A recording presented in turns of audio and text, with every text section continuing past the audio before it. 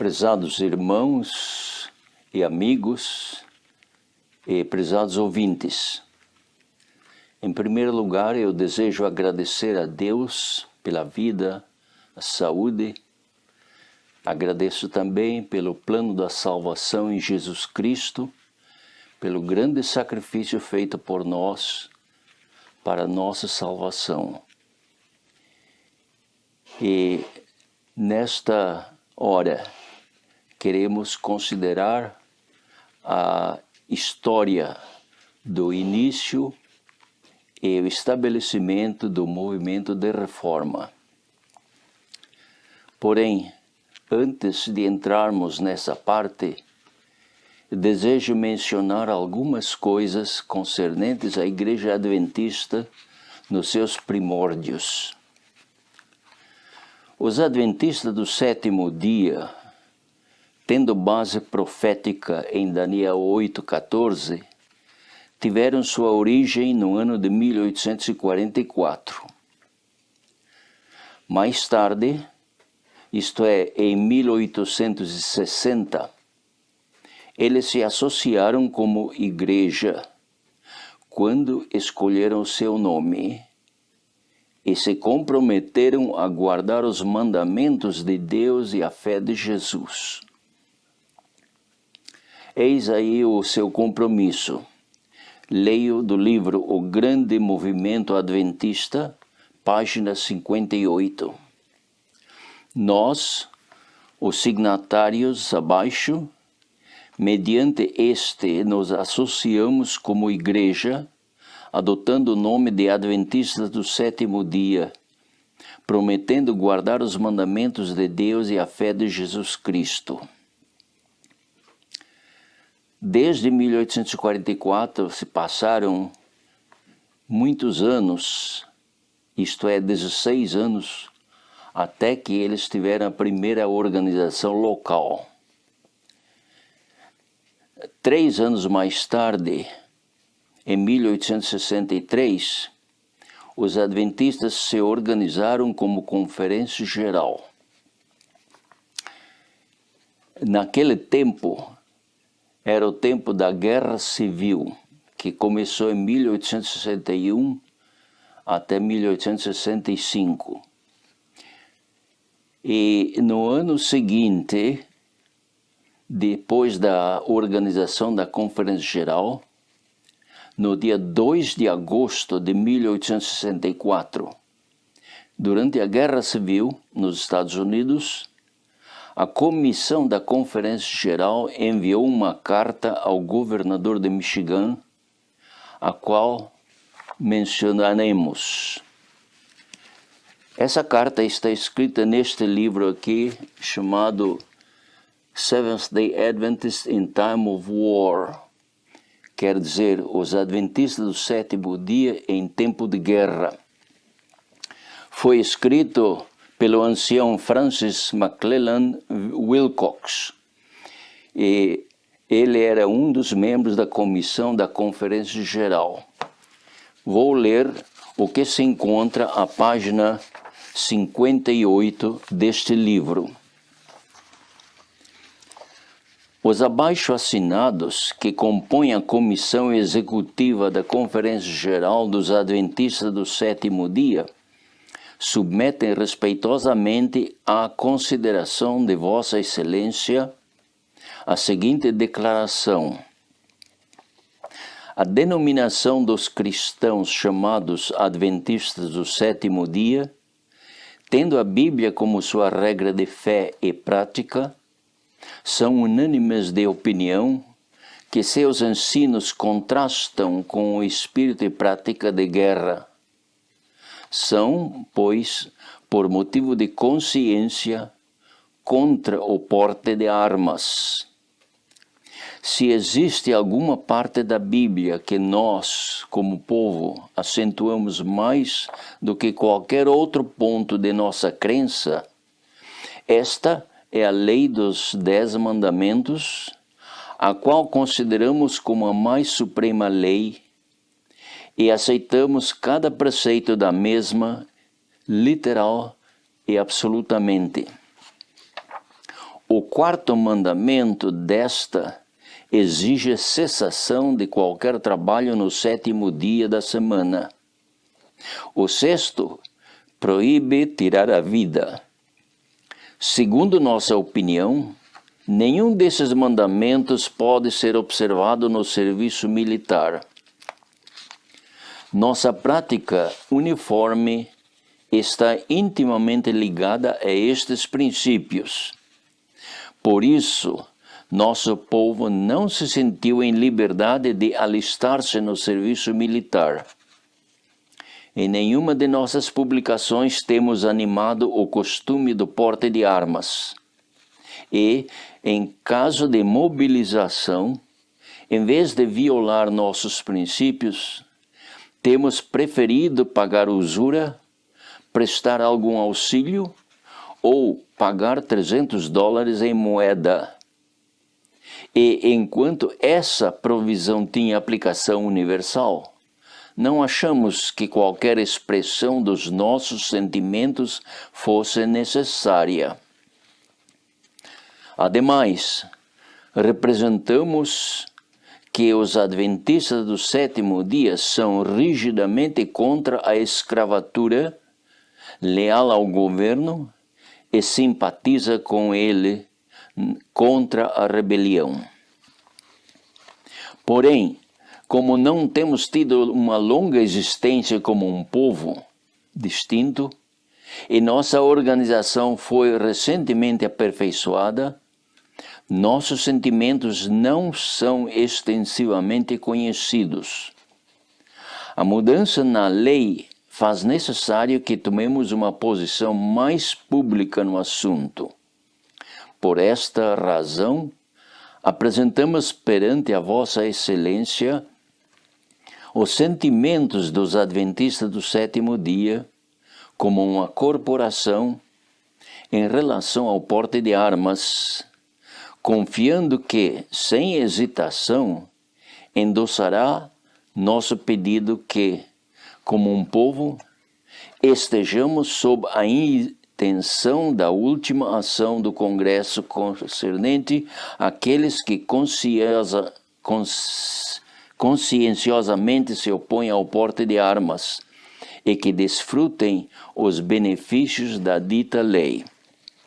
Assinam John Byington, que era o presidente, J.N. Loughborough e G.O.W. Amadon, membros da Comissão Executiva dos Adventistas do 7º dia. Mais tarde, no dia 17 de maio de 1865, foi feita a seguinte declaração na 3ª sessão anual da Conferência Geral dos Adventistas do 7º dia. E isto está registrado no mesmo livro, Adventista do 7º dia em tempo de guerra, a página 24.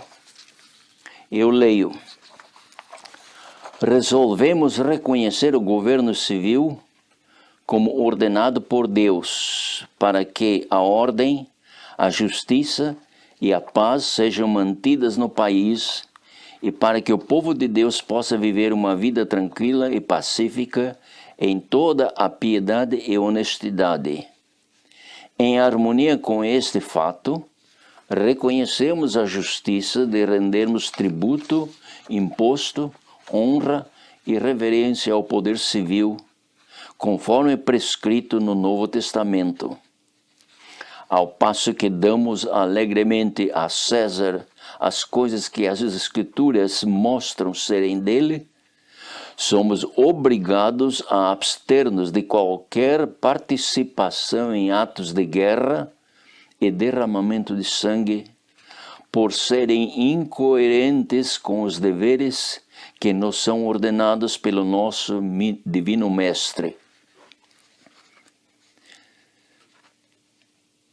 Resolvemos que esta conferência solicite à Comissão Executiva da Conferência Geral que prepare um artigo para publicação mostrando nosso ponto de vista do ensino das Escrituras sobre o assunto da guerra.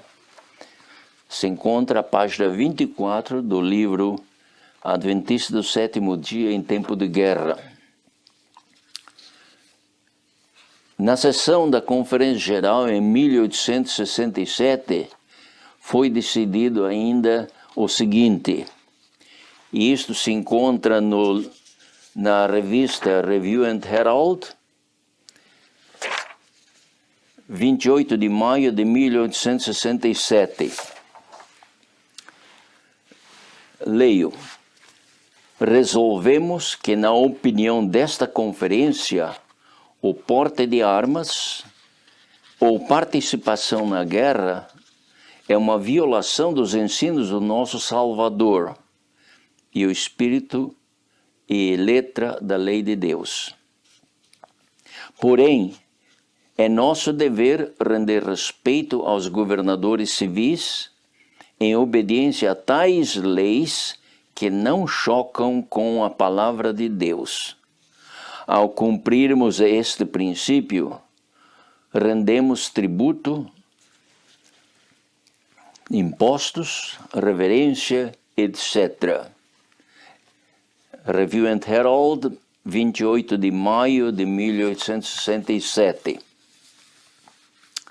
Durante a Guerra Civil nos Estados Unidos de 1861 a 1865, a serva do Senhor, Ellen White, recebeu instruções do Senhor com respeito ao serviço militar e à guerra. Ela escreveu: o que eu vou ler está registrado em Testemunhos para a Igreja, volume 1, página 361 e 362, na edição em inglês. Leio. Foi-me mostrado que o povo de Deus, que é o seu tesouro especial, não pode entrar nesta guerra complicada, pois isto seria contrário a cada princípio de sua fé. No exército, os homens não podem a um tempo obedecer à sua fé e às ordens dos seus superiores. Isto seria uma contínua tortura de consciência. Os homens do mundo são governados por princípios mundanos. Não podem compreender outros princípios. A política dos homens e a opinião pública contém as leis da ação pelas quais são guiados e induzidos a praticar a forma de retidão. Mas o povo de Deus não pode ser governado por esses motivos. As palavras e mandamentos escritos na alma são espírito e vida, e há neles poder para levar o homem à submissão e o constranger à obediência. Os 10 mandamentos de Jeová são o fundamento de todas as leis justas e boas. Mas, se as exigências dos governadores entram em conflito com as leis de Deus, a única questão a ser resolvida é esta: devemos obedecer a Deus ou aos homens? Durante a Guerra Civil nos Estados Unidos, houve alguns que decidiram tomar parte na guerra. E eu leio deste livro chamado Light Bearers to the Remnant, quer dizer, portadores da luz para o remanescente. Este é um livro que foi publicado para o Departamento de Educação da Conferência Geral dos Adventistas do Sétimo Dia, pelo ancião R.W. Schwartz. E na página 101, ele diz o seguinte: durante os últimos tensos meses da guerra, vários soldados adventistas que se alistaram voluntariamente perderam sua posição como membros da igreja. Um desses homens foi um membro da igreja da sede em Battle Creek.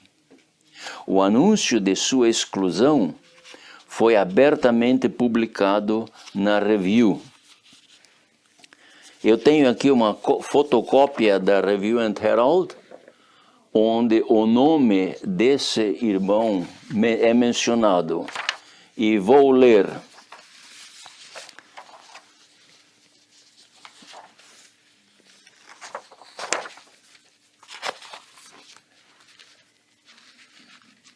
Sendo que o alistar-se no serviço de guerra é contrário aos princípios de fé e prática dos adventistas do sétimo dia, conforme está contida nos mandamentos de Deus e a fé de Jesus, eles não podem reter na sua comunhão aqueles que se alistam.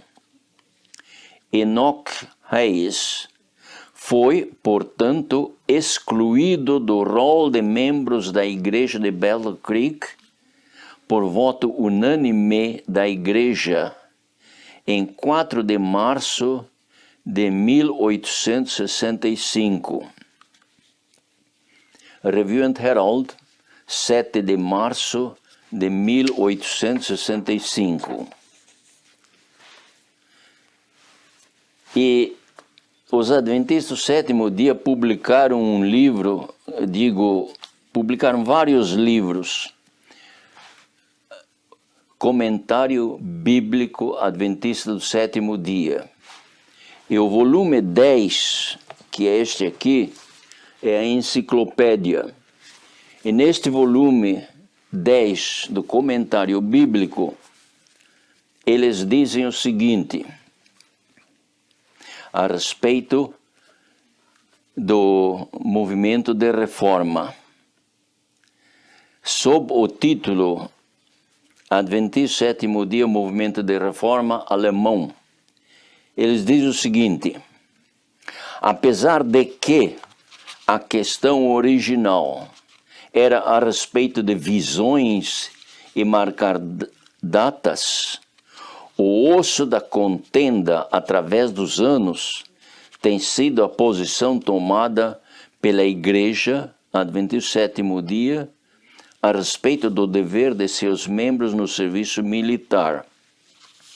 Isso se acha à página 1183 da edição do ano de 1976.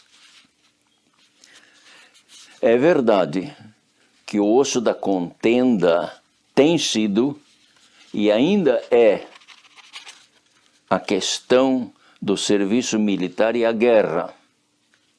Porém, não é verdade que a origem do movimento de reforma foi a respeito de visões e marcar datas. No mesmo volume, a página 10, a Igreja Adventista do Sétimo Dia publicou o seguinte, eu leio. Um homem, Joe Vick, foi convocado ao exército alemão. Provou ser um extremista, dizendo que foi-lhe mostrado em visão que a graça para todos os homens terminaria na primavera. Várias outras pessoas também fizeram predições marcando datas. Esses que se declaravam ser profetas acusavam os dirigentes da Igreja Adventista do Sétimo Dia por não dar crédito às suas predições e por recusar a publicação das mesmas. Isto se acha escrito na mesma página do Comentário Bíblico Adventista, na página 1183. O único nome mencionado aqui foi de Joe Vick. Joe é a abreviação de Johann Vick. Foi dito também que havia outras pessoas que marcaram datas, mas os seus nomes não foram mencionados. O nome de Johann Vick, que pretendia ter visões, é usado no Comentário Bíblico Adventista na enciclopédia como sendo o fundador do movimento de reforma. Com toda honestidade, devemos dizer que isso não é verdade. Johann Wick era um membro da Igreja Adventista do Sétimo Dia, não do movimento de reforma. Vamos citar as palavras do ancião Arturo Grosvenor Daniels, presidente da Conferência Geral, o que ele declarou em Friedensau em 1920. A.G. Daniels diz: estes aqui são os documentos que nos foram entregues pelo irmão Conradi. Eles devem demonstrar em que consiste este movimento. Podemos deixar de fora os documentos que vós considerais alheios ao vosso movimento. O primeiro documento é de Wick. E. Dörschler responde: ele não pertenceu a este movimento. Tenho tido o privilégio de pertencer a este movimento desde o início. Registrado no protocolo, página 45. Essa publicação, o protocolo, é um relatório completo, palavra por palavra, do encontro de 4 membros da Comissão Executiva da Conferência Geral com os representantes de 2% que foram excluídos da Igreja. Tudo que foi dito nessas reuniões que tiveram foi estenografado e a Igreja Adventista publicou o livreto em alemão sob o título Protocol. Eles traduziram o folheto para o inglês, mas não publicaram. Ficou arquivado na Conferência Geral. O movimento de reforma traduziu o protocolo para o espanhol. Aqui eu tenho uma cópia do espanhol. Para o inglês e para o português. E as citações que eu fiz são da página da edição em português. E todas as citações que eu vou mencionar mais adiante serão da página da edição em português. Voltando ao nome de Johann Wick, devemos dizer não. Johann Wick nunca pertenceu ao movimento de reforma, nem antes e nem depois da organização da Conferência Geral do Movimento de Reforma em 1925. Contudo, o seu nome é usado para denegrir o movimento de reforma. Mesmo que se Johann Wick fosse um dos pioneiros, ele não foi, mas mesmo que fosse, e ele com outros apostatassem, não seria apropriado acusar o movimento de reforma por causa da apostasia de alguns. A nossa igreja não está baseada em sentimentos de homens, nem em sonhos, nem em visões falsas, mas está baseada na verdade eterna da palavra de Deus. No ano de 1912, a Igreja Adventista do Sétimo Dia publicou uma lição da Escola Sabatina sobre a lei de Deus. A serva do Senhor escreveu a respeito da atitude de alguns porque eles enfatizavam demasiadamente a obediência aos mandamentos. E ela escreveu o seguinte, eu cito de Review and Herald, 11 de março de 1890. Encontrareis aqueles que dirão, estás muito excitado sobre este assunto, estás muito preocupado.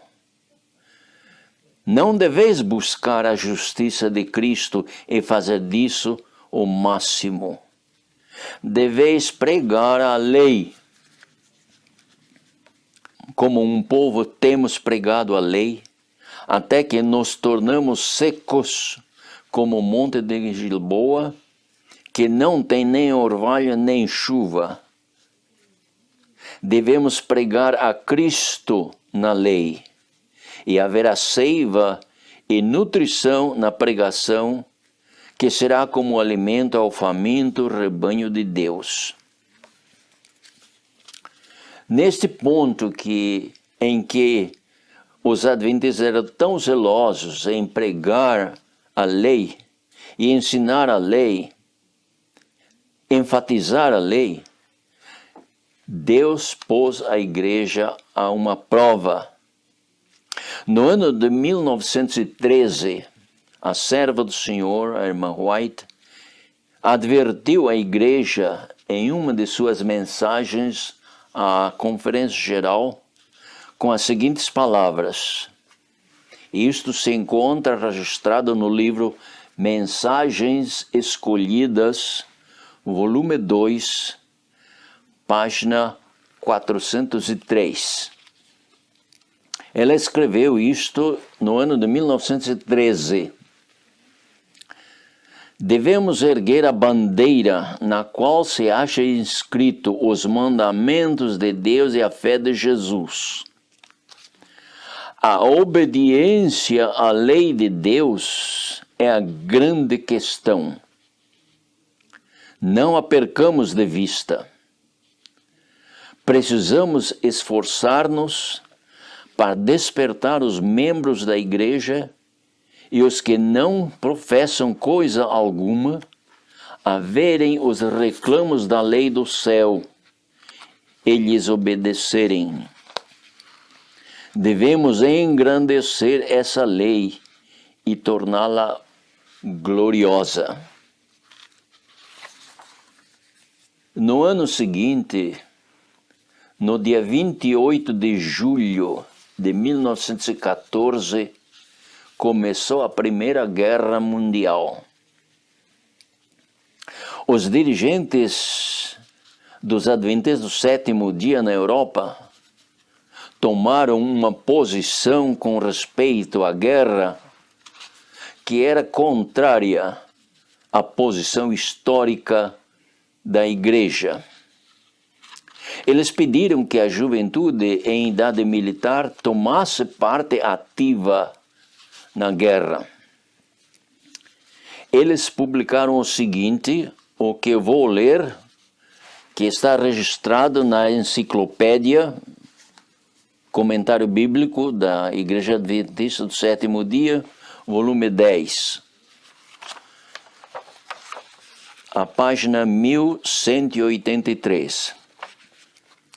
Por ocasião da mobilização alemã, em agosto de 1914, os adventistas do sétimo dia daquele país enfrentaram a necessidade de fazer uma decisão imediata com respeito ao seu dever a Deus e ao país, quando chamados para as Forças Armadas. Depois de tomar conselho com os poucos dirigentes adventistas do sétimo dia disponíveis naquele tempo, o presidente da União Este-Europeia informou o ministro de Guerra da Alemanha, por escrito, com data de 4 de agosto de 1914, que os adventistas do sétimo dia alistados fariam serviço no sábado em defesa do seu país. A maioria dos membros agiram devidamente quando convocados, apesar de que muitos deles pediram e foram escalados em serviços de não combatentes, como no corpo médico ou nas unidades da Cruz Vermelha. Muitos declararam ser objetores de consciência e, em alguns casos, sofreram tratamentos severos por terem feito isto. Comentário Bíblico da Igreja do 27º Dia, volume 10, página 1183, edição de 1976. Aqui, eles dizem que os adventistas tiveram que fazer uma decisão imediata sobre este assunto da guerra. Não, eles não tinham que fazer decisão alguma a respeito do assunto da guerra. A decisão da denominação estava firmemente estabelecida desde o princípio, isto é, uma posição contrária à participação de guerra. Na mesma página do comentário bíblico, eles dizem o seguinte: admitimos que os 3 líderes adventistas do 7º dia na Alemanha tomaram uma posição a respeito do dever dos adventistas do 7º dia no serviço militar que era contrária à posição oficial histórica mantida pela denominação desde a Guerra Civil Americana de 1861 a 1865.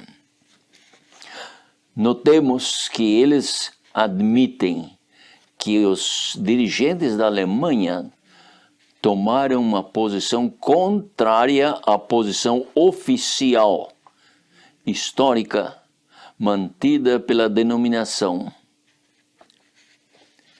Mas eles continuam dizendo, tomaram essa posição sob sua própria responsabilidade num tempo de emergência, pensando sinceramente que eles estavam fazendo o melhor que podiam sob as circunstâncias, mas isso nunca tem sido aprovado ou endossado por qualquer outra comissão ou conselho da Igreja Adventista do 7º dia.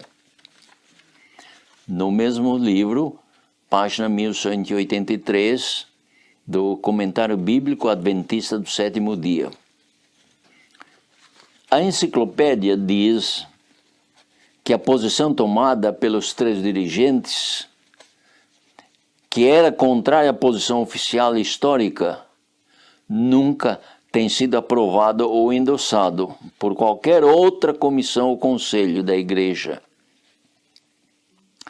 Vamos citar algumas declarações de oficiais da Conferência Geral dos Adventistas do 7º dia, a ver se isso é verdade. Eu tenho aqui uma cópia da carta do ancião Christian. Este ancião Christian era membro da comissão da Conferência Geral. Ele escreveu a um outro membro da Conferência Geral, a um ancião M.E. Kern. E aqui, nesta carta, ele diz o seguinte: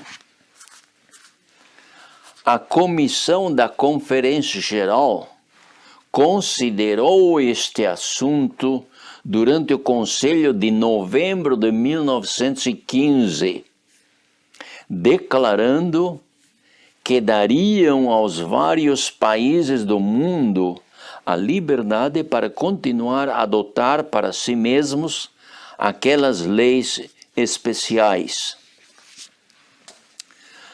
Na questão do serviço militar e o porte de armas, nós, os delegados da Associação de Rheinland de Cima, estamos de completo acordo com o ponto de vista bíblico conforme mantido pelos nossos dirigentes.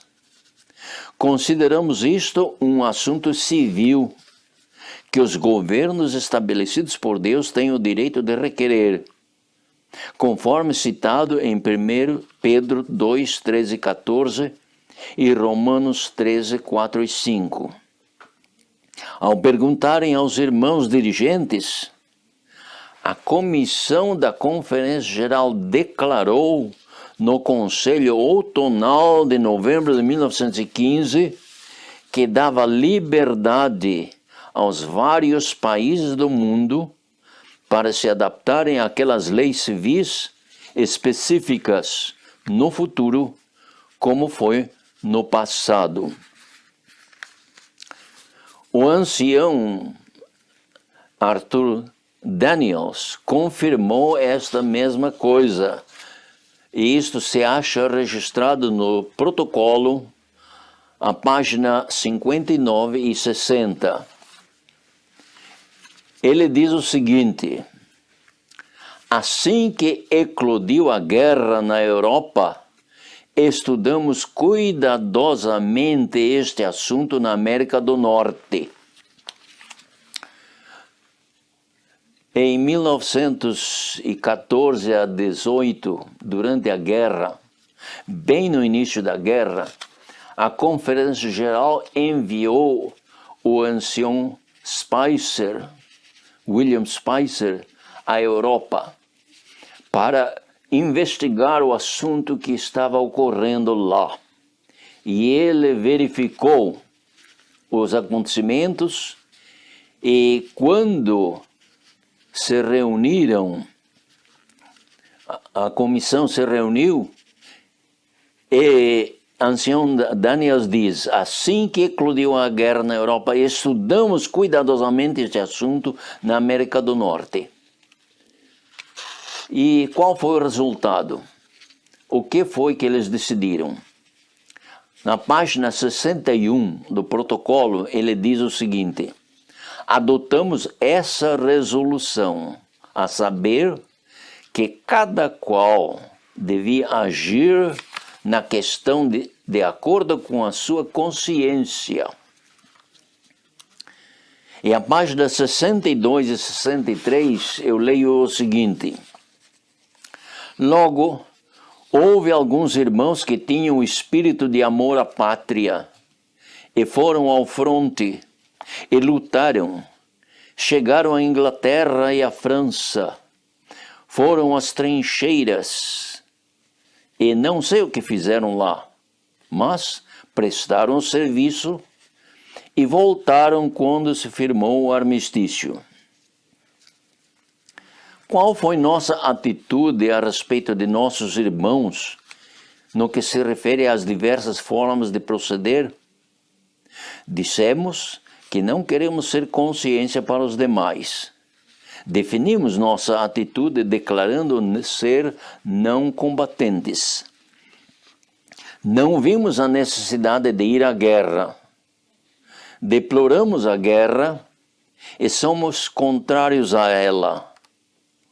Devemos, no entanto, conceder a cada cidadão o privilégio de adotar uma atitude que seja de acordo com sua consciência em relação ao governo. Nenhuma dessas pessoas foi excluída de nossa igreja. Nenhuma foi tratada como se não fosse cristã. Nossos irmãos mantiveram o espírito da liberdade, o espírito do amor, da tolerância e da misericórdia. Sentíamos não poder colocar-nos entre a consciência da pessoa e a igreja. Note-se que aqueles que foram ao fronte e lutaram, chegaram à Inglaterra e à França, foram às trincheiras, e quando voltaram após a guerra, continuaram sendo membros fidedignos. Nenhuma dessas pessoas foi excluída da igreja. Outrora, quem era que que foi excluído? Aqueles que foram à guerra, como nós citamos o caso de Enoch Reis. Mas em 1914 a 18, quem foi excluído da igreja foram aqueles que permaneceram fiéis à lei de Deus. A igreja concedeu liberdade de consciência para que cada um atue conforme sua consciência deseja. Como considera Deus a liberdade de consciência para transgredir sua lei? Vamos ler alguns testemunhos da pena inspirada. Eu leio de Patriarcas e Profetas, página 634. Patriarcas e Profetas 634. Deus não deu liberdade aos homens para se afastarem de seus mandados. O Senhor declarou a Israel: não fareis cada qual tudo o que bem parece aos seus olhos, mas guarda e ouve todas estas palavras que te ordeno. Deuteronômio 12, 8 e 28. Ao resolver sobre qualquer caminho a seguirmos em nossos atos, não devemos indagar se podemos ver que resultará mal do mesmo, mas se está de acordo com a vontade de Deus. Há caminho que ao homem parece direito, mas o fim dele são os caminhos da morte. Provérbios 14, 12. Citado de Patriarcas e Profetas 634. Um outro testemunho diz: Maior Discurso de Cristo, páginas 51 e 52. Fossem os homens livres para se apartar das reivindicações do Senhor e estabelecer uma norma de dever para si mesmos, e haveria uma variação de normas para se adaptarem aos vários espíritos, e o governo seria tirado das mãos de Deus. A vontade do homem se tornaria suprema, e o alto e santo querer de Deus, seu desígnio de amor para com suas criaturas, seria desonrado, desrespeitado. Sempre que os homens preferem seus próprios caminhos, põem-se em conflito com Deus. Eles não terão lugar no reino do céu, pois se encontram em guerra contra os próprios princípios do mesmo. Desconsiderando a vontade de Deus, estão se colocando ao lado de Satanás, o inimigo de Deus e do homem. O Maior Discurso de Cristo, páginas 51 e 52. A Igreja Adventista do Sétimo Dia, durante a guerra, deu liberdade de consciência. E não somente deu liberdade, mas mandou os oficiais tomarem parte na guerra. No mês de agosto de 1914, o secretário da Divisão Europeia distribuiu uma carta circular que vamos ler. Eu tenho aqui uma fotocópia do original da carta circular do ancião Guy Dales, secretário da Divisão Europeia dos Adventistas do Sétimo Dia. No dia 2 de agosto de 1914, ele escreveu: Hamburgo, 2 de agosto de 1914, aos nossos queridos irmãos e irmãs, Salmo 23 por saudações.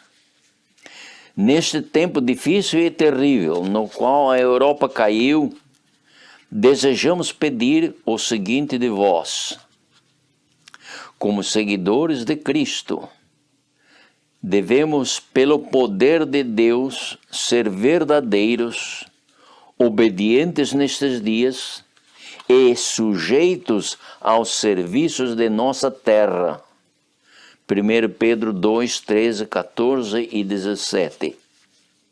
Ponto 2.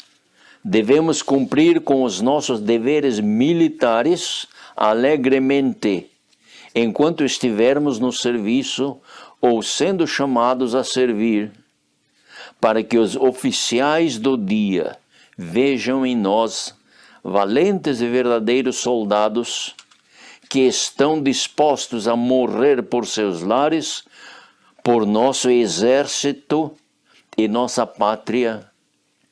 Nosso destino está nas mãos de Deus. Se perdermos nossa vida enquanto estivermos na batalha, lembremos-nos de que nossa vida está escondida com Cristo em Deus. Colossenses 3, 8. Ponto 3. Aqueles que ficam em casa devem provar aos seus vizinhos que são de mente nobre e cheios do amor de Cristo, prontos para ajudar de toda maneira possível para aliviar os sofredores e os enfermos, os feridos, os pobres, as viúvas e os órfãos. Não devemos perder nossa coragem, mas ser pacientes na aflição, fazendo como Moisés, cujo hino esperamos cantar um dia, confiar nele como vendo o invisível. Hebreus 11, 27. Não nos esqueçamos de esquadrinhar as Escrituras com diligência. João 5, 39. Visitemos nossas reuniões regularmente e, acima de tudo, quando chegardes ao trono da graça, não deveis esquecer de orar por nosso governo e nosso exército. 1 Timóteo 2, 2. Ponto 4. Devemos sempre lembrar-nos de nossa missão como mensageiros de Cristo e, de acordo com nossas forças, servir para salvar as almas. Encomendamos a todos vós a graça de Deus. Permaneça com saudações cristãs, vosso irmão no Senhor, G. Dale, secretário da Divisão Europeia.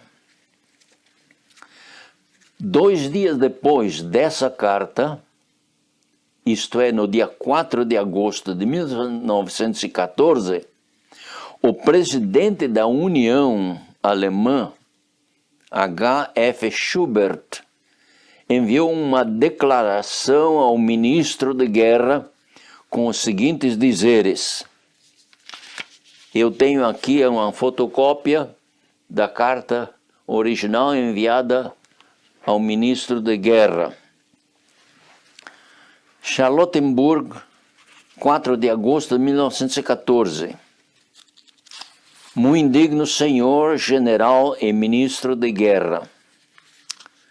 Sendo que muitas vezes nossos pontos de vista a respeito dos nossos deveres para com o governo, também nossa posição geral sobre os deveres militares e especialmente desde que nossa recusa para servir no sábado em tempos de paz é considerada como sendo fanática, portanto tomo a liberdade de comunicar a vossa excelência, apresentando os princípios dos adventistas do sétimo dia na Alemanha, especialmente agora, na presente situação da guerra. Ainda que baseados nas Escrituras Sagradas, buscamos cumprir com os preceitos do cristianismo, guardando o dia de repouso, o sábado que Deus estabeleceu no início, esforçando-nos a pôr de lado todo o trabalho nesse dia. Apesar de tudo isso, reconhecemos no tempo sério da guerra o nosso dever de apoiar a defesa da pátria e sob estas circunstâncias, portar as armas também no sábado. Sobre este ponto, tomamos nossa posição baseados nas Escrituras encontradas em 1 Pedro 2, 13 a 17. E aqui ele lê ou cita os versos de verso 13 a 17. Havemos dado estas resoluções aos nossos membros. Também pedimos a eles que organizem reuniões de oração, pedindo a Deus que conceda vitória às armas alemãs. Se alguns dos convocados adventistas recusarem o serviço no sábado, ou objetem a portar armas, seremos muito agradecidos, Vossa Excelência, se o comandante oficial tiver um conhecimento dos nossos princípios ou resoluções. Em relação a esta declaração, permita-me, Vossa Excelência, informar que em Friedensau, Magdeburg, nosso sanatório, nossa escola missionária, também 250 tendas armadas, com um médico encarregado e um número de enfermeiros treinados que podem assistir a 1.400 soldados feridos, estão à vossa disposição. Oramos a Deus que conceda a esta justa causa a vitória. Tenho a honra, Vossa Excelência, de permanecer. Assina H.F. Schubert, presidente da União Alemã. O presidente da divisão europeia, Conrad, e o presidente da União Leste Alemã, da Associação da Saxônia, declararam o seguinte em uma carta ao comandante do exército. Isto foi no dia 5 de março de 1915. Vou ler o que se encontra na carta enviada ao comandante do exército. Dresden, 5 de março de 1915, ao comandante-geral do 7º Corpo do Exército em Dresden. Em relação ao número 856, número 3, de 22 de fevereiro de 1915, que proibia realizar reuniões adventistas em Dresden, permita o abaixo assinado a dar a seguinte explicação. Por vários anos, o abaixo assinado apresentou claramente diante dos oficiais militares, tanto verbalmente como por escrito, que o serviço militar no sábado, em tempos de paz, sempre permaneceu uma questão de consciência individual. Mas, ao irromper a guerra, os dirigentes da organização adventista na Alemanha aconselharam a todos os seus membros, com o seu consentimento, em todas as terras, sob a pressão circunstancial e a necessidade da pátria, a cumprir os seus deveres exigidos deles como cidadãos, de acordo com as Escrituras, e zelosamente fazer nos sábados o que os outros guerreiros fazem no domingo. Como prova, permita que esta cópia do documento incluso, que foi escrito no dia 4 de agosto de 1914, sirva o altamente estimado ministro da Guerra da Prússia. Esta posição tomada já nos anos atrás é apoiada pelas assinaturas anexadas. Assina pela divisão europeia L.R. Conradi, presidente. Pela sede da União Este-Europeia em Berlim, assina H.H. Schubert. E pela sede da Associação da Saxônia, assina Peter Drinhaus, presidente. Desejo abrir aqui um parêntese. O meu pai nasceu no fim do século XIX, isto é, em 1893.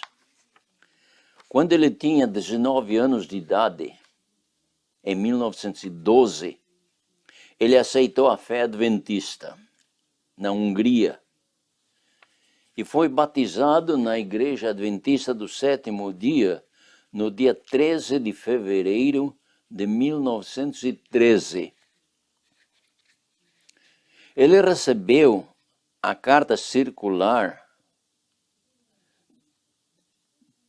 da divisão europeia pedindo a todos os jovens em idade militar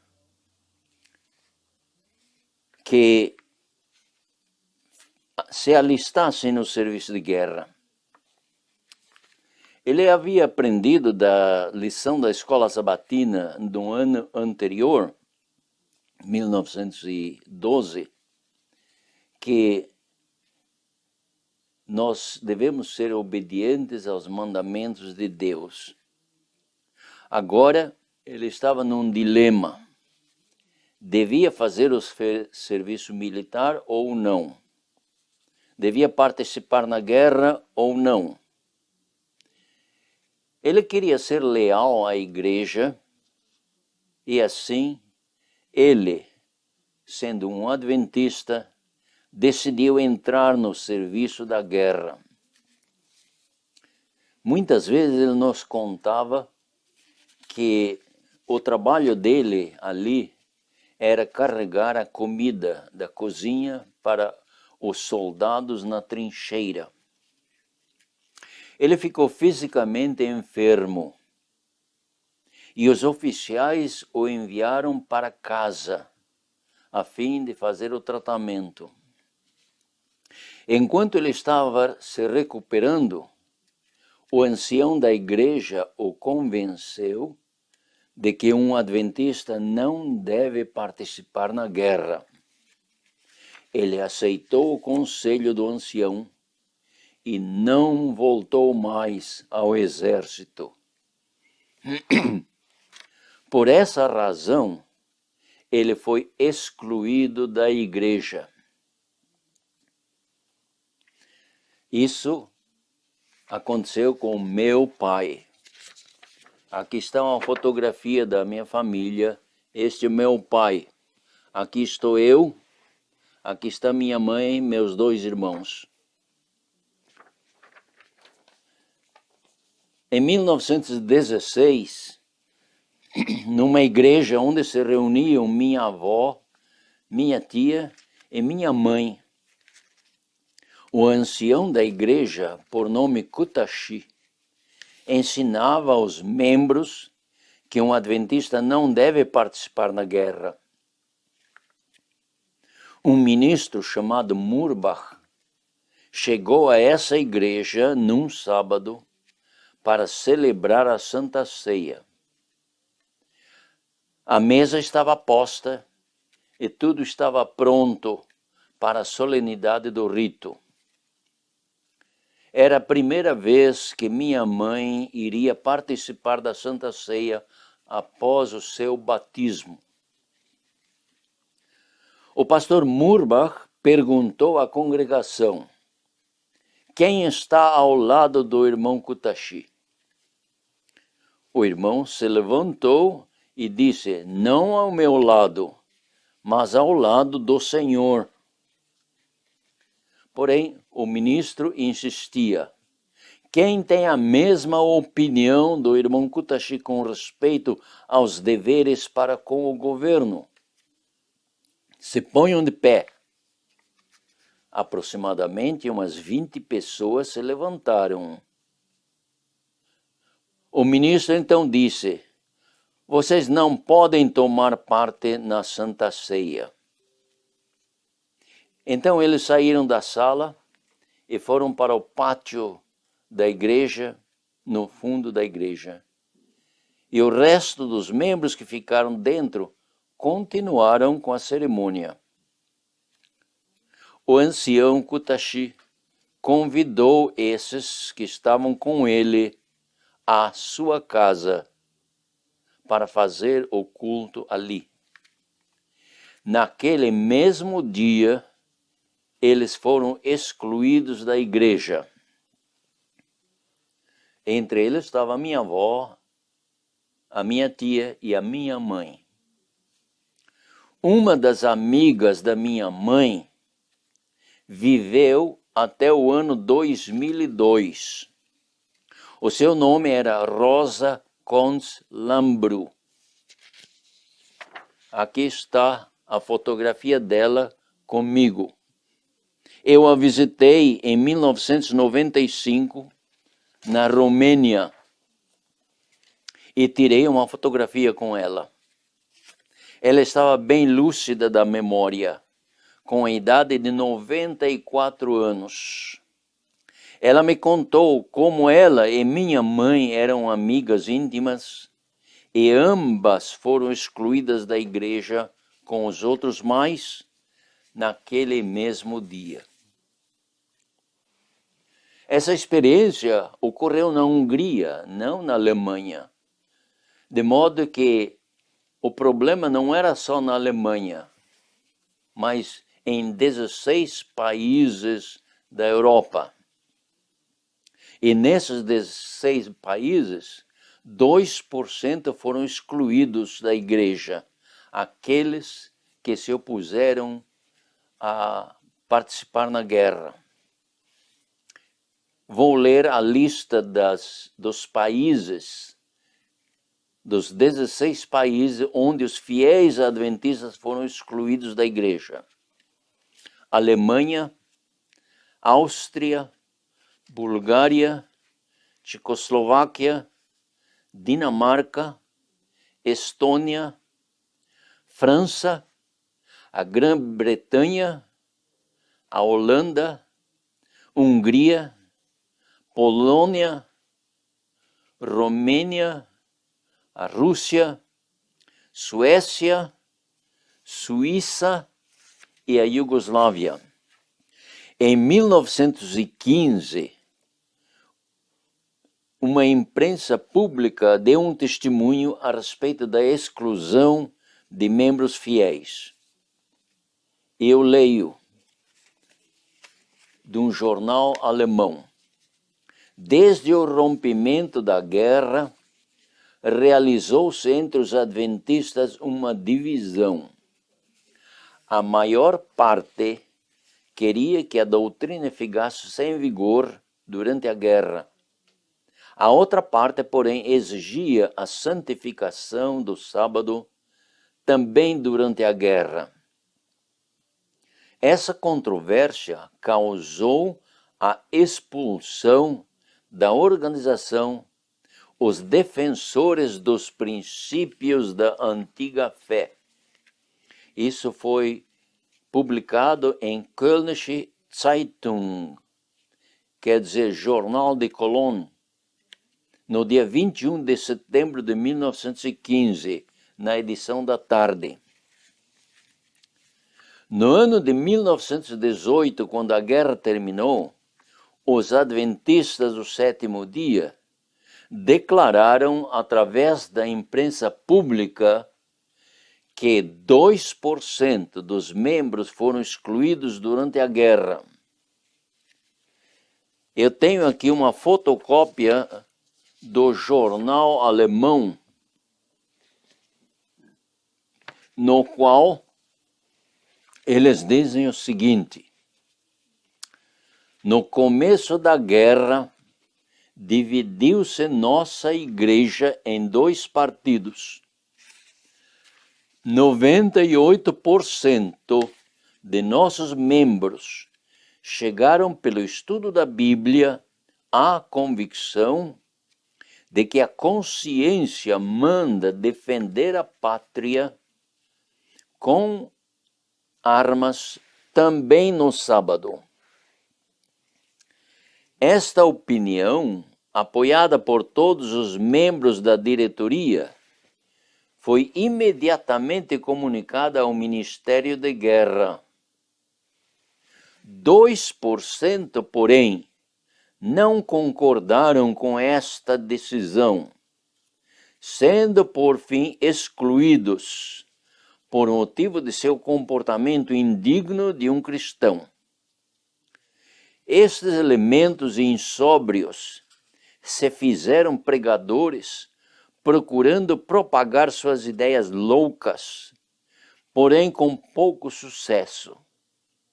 Chamam-se falsamente pregadores e adventistas quando não o são. São enganadores. Quem a tais elementos dispensar o tratamento que merecem, nos fará verdadeiramente um favor. Nossa diretoria empregou até hoje o dinheiro supérfluo no empréstimo de guerra, e isto na firme esperança de que a Alemanha sairá vitoriosa nesta luta medonha. Isto foi publicado no jornal chamado Dresdner Neueste Nachrichten, que em português seria As Mais Recentes Notícias de Dresden, 12 de abril de 1918, conforme consta aqui no jornal alemão. Uma outra declaração foi feita também pela igreja através da imprensa. E isto é neste outro jornal chamado Stuttgarter Neues Tagblatt. E eu leio o que está escrito nesse segundo jornal. Ao princípio da guerra havia alguns membros, como também há noutros lugares, os quais não queriam participar no serviço de guerra, já por falta de espírito de união, já por fanatismo. Estes começaram a espalhar seus escrúpulos na congregação, verbalmente e por escrito, visando induzir outros a fazer o mesmo. Foram exortados pela igreja, porém, devido à sua obstinação, tiveram que ser expulsos, pois se tornaram uma ameaça à paz interna e externa. Stuttgarter Neues Tagblatt quer dizer jornal diário mais recente, 26 de setembro de 1918. De que os fiéis foram expulsos da igreja era conhecido não somente pela imprensa pública, mas também pela Igreja Católica. Eu tenho aqui uma fotocópia de uma publicação católica chamado Paulinus, do dia 8 de março de 1953. Eles dizem o seguinte: em 1914, 2% dos membros foram excluídos da Igreja Adventista do Sétimo Dia na Alemanha, porque eles declararam que participação na guerra, e isso também no sábado, não se pode reconciliar com a doutrina adventista. Os crentes excluídos se consideravam como os verdadeiros guardadores e defensores do adventismo. Paulinus, 8 de março de 1953, publicação católica. Também a enciclopédia Wikipédia faz uma declaração a esse respeito. O que desejo ler da enciclopédia Wikipédia.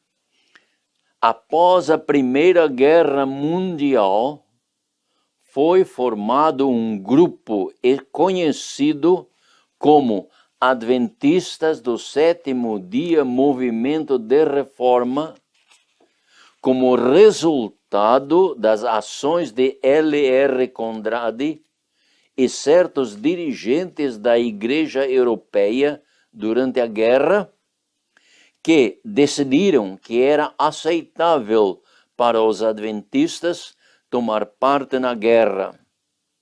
Aqueles que se opuseram a essa posição de participação na guerra foram declarados excluídos pelos dirigentes da igreja local naquele tempo. Notem que a mesma enciclopédia sabe que o movimento de reforma se originou como resultado das ações de Conradi e outros dirigentes, com aqueles que foram excluídos da igreja. E esses excluídos da igreja se constituíram o núcleo de que mais tarde se tornou Adventista Sétimo Dia Movimento de Reforma. Interessante que o ancião Conradi, Louis Richard Conradi, muito antes da Primeira Guerra Mundial, já tinha a convicção de que os adventistas deviam portar armas quando requerido pelo governo. Em 1886, ele escreveu uma carta da Rússia ao ancião Butler, porção da qual vamos ler. Aqui está uma fotocópia da Review and Herald, onde foi publicada a carta de Conradi, escrita a Butler, e neste parágrafo aqui marcado, ele diz o seguinte: depois de uma longa luta, os batistas agora são tolerados e seus pregadores têm plena liberdade de pregar. Eles tiveram que admitir o porte de armas e nós devemos fazer o mesmo se formos tolerados aqui. Os dirigentes da Igreja Adventista na Europa procuraram se justificar pela posição tomada pelos dirigentes da Igreja na Europa. Eles publicaram vários artigos para explicar e justificar aquela apostasia. Um membro leigo em Berlim escreveu um livreto intitulado Der Christ und der Krieg, que traduzido quer dizer o cristão e a guerra. Eu tenho aqui uma fotocópia da primeira página dessa publicação, O Cristão e a Guerra.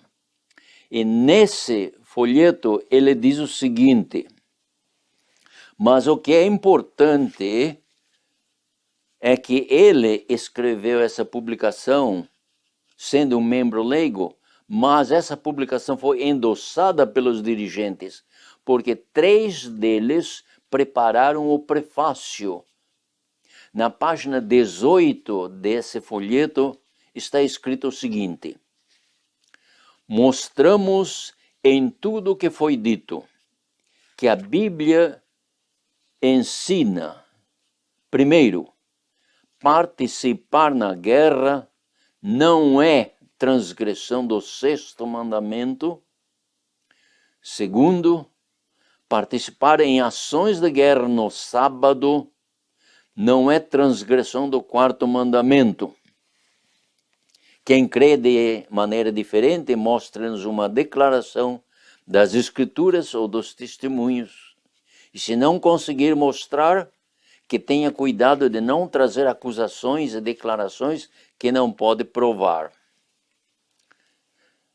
Notem a contradição desse folheto com a declaração que foi escrita em dia 2 de agosto de 1864 pela Comissão da Conferência Geral dos Adventistas.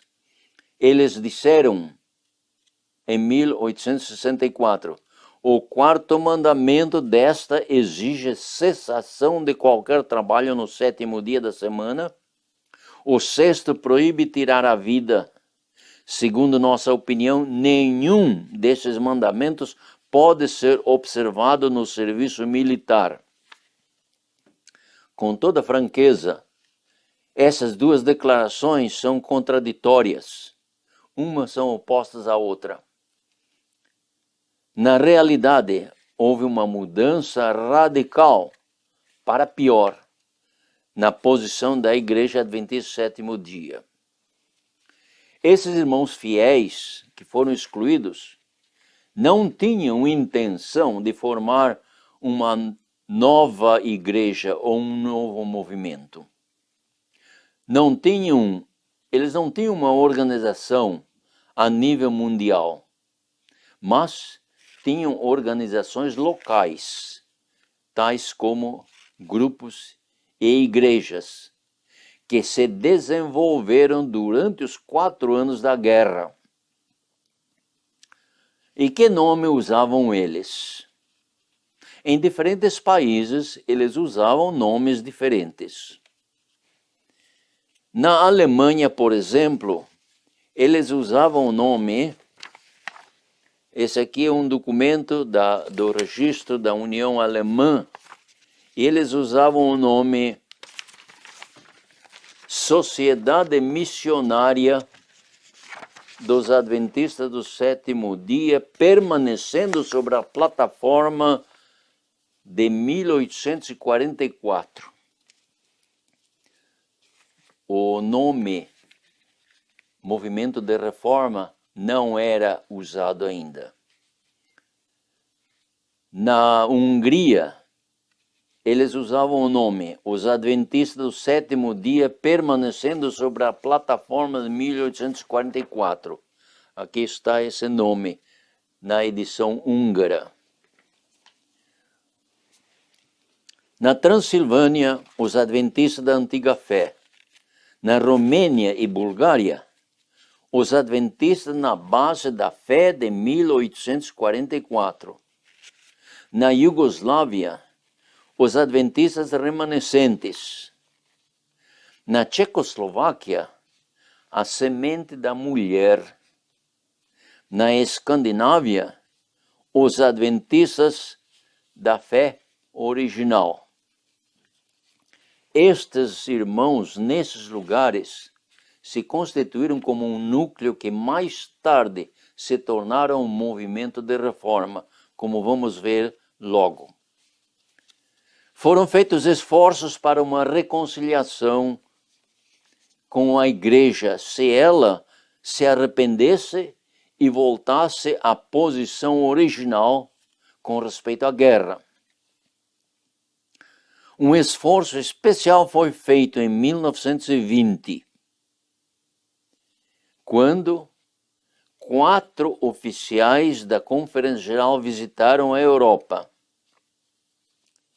E esses eram Arthur Grosvenor Daniels, que era o presidente, L.H. Christian, que escreveu essa carta que eu mostrei, F.M. Wilcox, o escritor deste livro aqui, e M.E. Kern. Esses 4 membros da comissão da Conferência Geral se reuniram e estavam presentes nessa reunião 51 membros da Igreja Adventista e da parte dos 2%, 16 membros. As reuniões foram feitas na Escola Missionária de Friedenthal, na Alemanha. Depois de vários diálogos os 2%, representantes dos 2%, apresentaram 4 perguntas aos dirigentes da Conferência Geral. E essas 4 perguntas são registradas aqui no protocolo, nas páginas 15 e 16. A primeira pergunta era: que posição toma a Conferência Geral em face da resolução que a direção alemã tomou desde o ano 1914 acerca do 4º e 6º mandamentos? O ponto 2 era: que prova há de que nós não seguimos a regra bíblica para com os irmãos? Ponto 3. Qual é a posição atual da Associação Geral dos Irmãos Norte-Americanos com referência aos testemunhos da irmã White? E o ponto 4 é: qual é a nossa mensagem de Apocalipse? É nacional ou internacional? Nós queremos focalizar no ponto primeiro. Depois de vários dias de diálogo, o ancião Daniels deu o veredito, que está registrado no protocolo, páginas 93 e 94. Leio. Cremos que os pontos de vista que defendeis são totalmente errôneos. Cremos tanto no 4º mandamento como até aqui. No entanto, não estamos em condições de apoiar vossa interpretação a esse respeito. Que haverias dito de Moisés se ele, alguns dias depois de lhe ser dada a lei no Sinaí, vos houvesse encarregado de matar o rei de Bassã e todos os homens, mulheres e crianças? Vós o teríeis acusado de assassinato?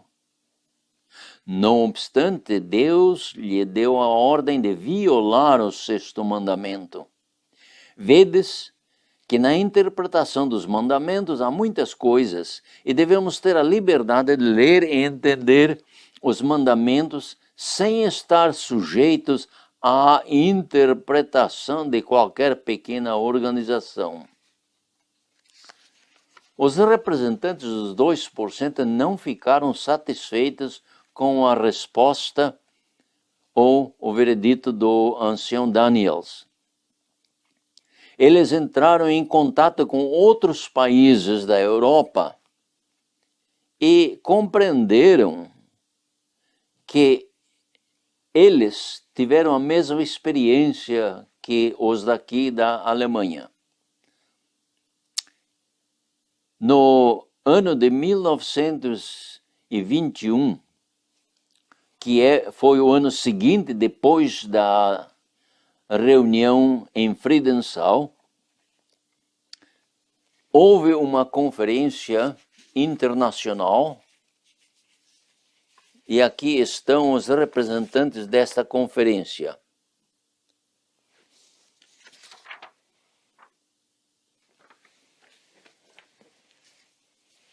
E no dia 18 de novembro de 1921, eles elegeram uma comissão internacional composta dos seguintes irmãos. Vou ler o nome deles. E esta é a comissão que foi eleita. Mais um outro irmão que não está presente aqui, chamado Dumitru Nikolic. Estes se constituíram ou foram eleitos como uma comissão internacional. O nome deles: K.J. Stiphout, da Holanda; O. Velp, da Alemanha; K.A. Ekeroth, da Suécia; A. Rosenstein, da Estônia; J. Adamczak, da Alemanha; P. Rasmussen, da Dinamarca; W. Richter, da Alemanha; J. Rosenberg, da Estônia, C. Spanknöbel da Suíça, D. Nikolic da Bulgária. Notem que o nome de Vic não está nessa comissão. Ele não fez parte dessa comissão. Essa comissão internacional decidiu enviar 2 representantes dos 2% aos Estados Unidos da América do Norte, a São Francisco, Califórnia. E esses 2 eram os irmãos Otto Welp e Wilhelm Spanknöbel, para dialogar com os delegados que iriam se reunir. Esses 2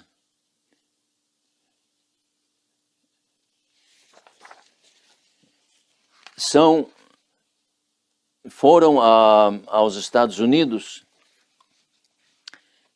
e no ano de 1922, esses 2 irmãos representantes deram uma carta por escrito nas mãos do ancião Arthur Daniels diretamente.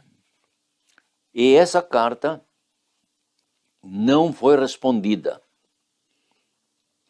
A carta tinha por data dia 11 de maio de 1922. Os irmãos esperaram até o dia 18 de maio de 1922 e então eles lhes enviaram uma segunda carta. Essa segunda carta tampouco foi respondida. 4 dias depois, eles enviaram uma terceira carta, bem abreviada, no dia 22 de maio de 1922, pedindo aos representantes das igrejas, de todo mundo que estavam reunidos ali, que respondessem sim ou não às suas 2 cartas anteriores. No dia 24 de maio, 2 dias depois, o ancião Daniels deu a resposta verbalmente, dizendo que eles não podiam apresentar esta questão aos delegados. Assim que nossos representantes não tiveram êxito algum ao irem da Europa aos Estados Unidos com uma missão tão importante. Os delegados da Conferência Geral em São Francisco estavam muito ocupados. É de estranho e difícil de compreender que eles não tinham tempo para ouvir os representantes de milhares de almas na Europa. Sim, eles estavam muito ocupados na sua assembleia. Qual era o ponto-chave das suas reuniões? Queremos citar de um jornal secular o que se passava nas suas reuniões. Esse jornal está mencionado neste livro, escrito pelo irmão A. Balbach, e eu vou ler essa referência publicada no jornal.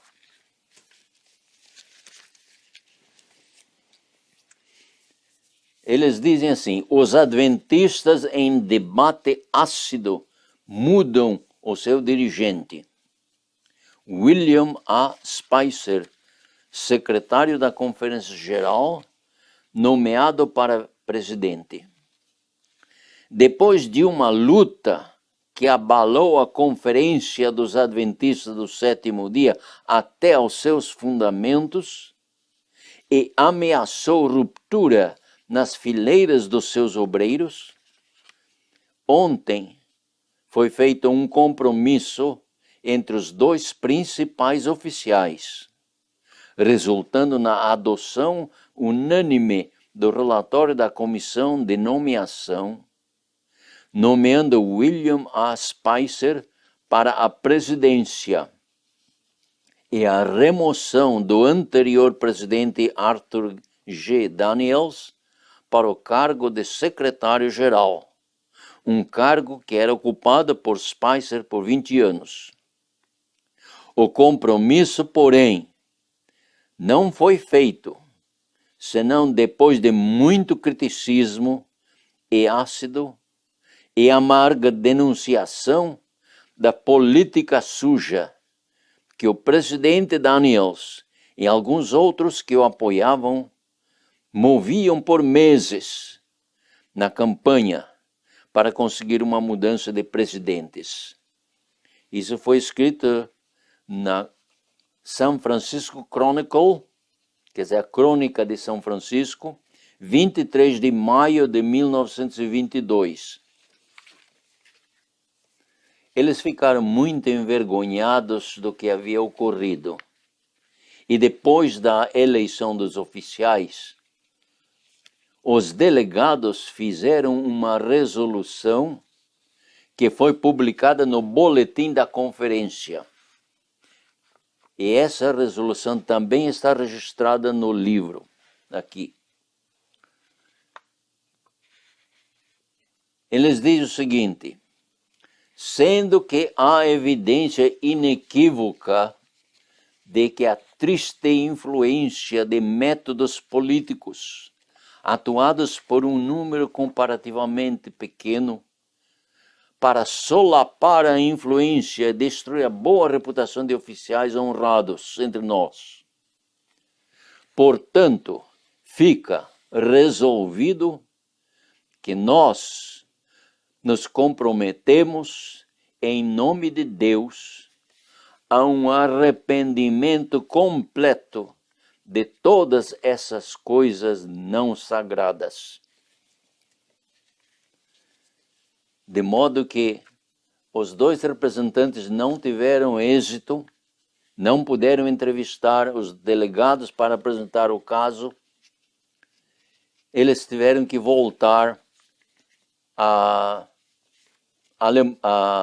Europa e relataram à Comissão Internacional o resultado de sua visita.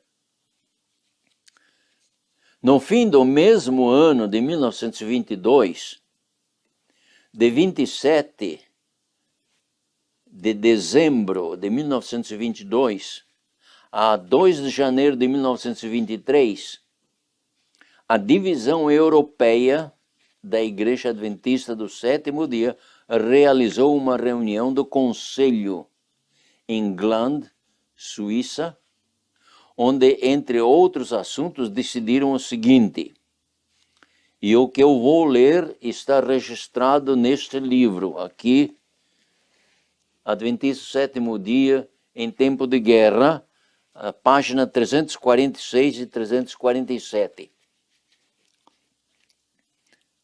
Honramos a lei de Deus conforme contida nos 10 mandamentos e explicada pelos ensinos de Cristo e exemplificada em sua vida. Por isso, observamos o sétimo dia, sábado, como tempo sagrado. Abstemo-nos de todo o trabalho secular nesse dia, mas empenhamo-nos de bom grado em obras de necessidade e caridade que sirvam para aliviar os sofrimentos e erguer a humanidade em tempos de paz e em tempos de guerra. Recusamos participar em atos de violência e derramamento de sangue. Concedemos, porém, a cada membro da Igreja absoluta liberdade para servir a seu país em qualquer tempo e em qualquer lugar, conforme os ditames de sua consciência pessoal. Essa liberdade de consciência para transgredir a lei de Deus foi repetida em janeiro de 1923. Quando os nossos irmãos viram que a Igreja Adventista do Sétimo Dia não mudou de atitude quanto à transgressão da lei de Deus, concedendo liberdade de consciência a cada membro da igreja para servir o seu país em qualquer tempo e em qualquer lugar, eles decidiram a se organizar como uma denominação sob o nome Adventistas do Sétimo Dia Movimento de Reforma. Notemos que o nome Adventista do Sétimo Dia, até que foi adotado, passaram 16 anos. E até que foi organizada a Conferência Geral, passaram mais 3 anos, 19 anos. Assim também, aqueles que foram excluídos esperaram, e no dia 15 de julho de 1924, eles tiveram uma reunião da Comissão Internacional e concordaram adotar o nome Conferência Geral dos Adventistas do Sétimo Dia Movimento de Reforma. Mas no dia 1º de junho de 1924, foi decidido que eles não podiam trabalhar com maior eficiência sem uma organização da Conferência Geral. E em 15 de julho eles decidiram que a Conferência Geral deve ser organizada. Por essa altura, os irmãos em diferentes países eram organizados em grupos, igrejas, associações e também puderam organizar 4 uniões. A União Alemã, a União do Danúbio, a União Báltica e a União Escandinava. Essas 4 uniões publicaram em conjunto as leituras da Semana de Oração para o ano de 1924 em nome de Conferência Geral dos Adventistas do Sétimo Dia Movimento de Reforma. A revista foi publicada em dezembro de 1924. Eu tenho aqui uma fotocópia da publicação da Semana de Oração na língua húngara. E foi publicado em nome da Conferência Geral, em nome dessas 4 uniões. É muito importante notar que mesmo antes da organização da Conferência Geral, as uniões concordaram com o nome Adventistas do Sétimo Dia Movimento de Reforma. Aquele nome usado pela União Alemã, Sociedade Missionária Internacional, não foi aceito mundialmente como o nome do movimento de reforma. Nos dias 14 a 20 de julho de 1925, foi celebrada a primeira sessão de delegados da Conferência Geral do Movimento de Reforma. Estavam presentes 18 delegados, representando aproximadamente 4.000 membros. Vou ler os nomes desses delegados e os países que eles representavam. Konstantin Ursan, da Hungria. Wilhelm Richter, da Alemanha. Dumitru Nikolic, da Romênia. Wilhelm Korpman, da Estônia. Johann Hanselmann, da Alemanha. Otto Welp, da Alemanha. Peter Rasmussen, da Dinamarca. Wilhelm Maas, da Holanda. Josef Adamczak, da Alemanha. Albert Krahe, da Alemanha. Mihai Streza, da Romênia. Karl Kotzel, da Alemanha. Heinrich Spanknöbel, da Suíça. a irmã A. Ottonder, da União Báltica, A. Jürgens, da União Báltica, K. A. Ekeroth, da Suíça, Max Köhler, da Alemanha, e C. Adams, da Alemanha. Aqui eu tenho uma fotografia desses delegados da primeira sessão da Conferência Geral dos Adventistas do Sétimo Dia, Movimento de Reforma. E aqui está uma fotocópia da ata daquela assembleia. E aqui estão a assinatura dos delegados com um carimbo que diz Adventista do Sétimo Dia, Movimento de Reforma. Nesta assembleia foi oficialmente adotado o nome denominacional. E qual é o nome denominacional de nossa igreja? Adventista do Sétimo Dia, Movimento de Reforma. Os princípios de fé também foram adotados nessa mesma ocasião.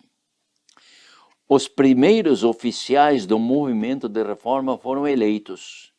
E eles são presidente Otto Welp, secretário Wilhelm Maass, o tesoureiro, também o mesmo Wilhelm Maass, e a comissão, os presidentes das uniões europeias. Johann Wick e outros elementos fanáticos não fizeram parte do movimento de reforma, nem antes e nem depois de 1925. Em resumo, esta é a breve, verdadeira história do início e estabelecimento do movimento de reforma. Uma pergunta muito importante. Temos nós o direito de ser a igreja remanescente de Deus? O que é que nos dá esse direito? A resposta é dada pelo Espírito de Profecia. Vamos ler em Review and Herald, 17 de julho de 1900. Eu leio. Cristo tem uma igreja em cada época. Obediência aos mandamentos de Deus nos dá o direito aos privilégios dessa igreja. O que é que nos dá o direito de sermos a igreja de Deus? A obediência aos mandamentos de Deus. Um outro testemunho diz, em Manuscript Releases, quer dizer, manuscritos liberados, volume 14, página 102. Eu leio o seguinte: quando uma igreja mostra ser infiel à palavra do Senhor, qualquer que seja a sua posição, qualquer que seja a sua sagrada vocação, o Senhor não mais poderá obrar com eles. Outros são escolhidos para arcar com as responsabilidades importantes. Manuscritos Liberados, volume 14, página 102. O Espírito de Profecia nos diz como Deus considera uma igreja infiel à lei de Deus. Isso é tirado do livro Vida e Ensinos, página 207. Leio. Assim reconhecem a Deus e a sua lei, fundamento de seu governo no céu e em todos os seus domínios terrestres. Sua autoridade deve ser conservada, distinta e clara perante o mundo, e não ser reconhecida lei alguma que esteja em oposição às leis de Jeová. Se, em desafio às disposições divinas, for permitido ao mundo influenciar nossas decisões ou ações, o propósito de Deus será frustrado. Se a igreja vacilar aqui, por mais sedutor que seja o pretexto apresentado para tal, contra ela haverá registrada nos livros do céu uma quebra da mais sagrada confiança, uma traição ao reino de Cristo.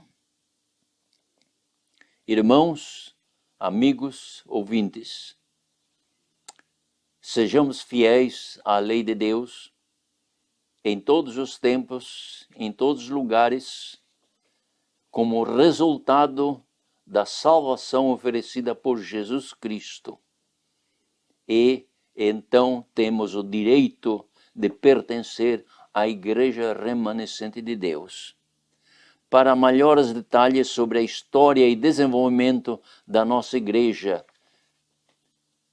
Adventista do Sétimo Dia Movimento de Reforma, solicitem informações sobre isso aos irmãos dirigentes, especialmente da sede da Conferência Geral. Também recomendamos que leiam o livro publicado pelo falecido irmão Alphonse Balbach, A História do Movimento de Reforma. Que Deus os abençoe a todos. É o meu desejo e minha oração. Amém.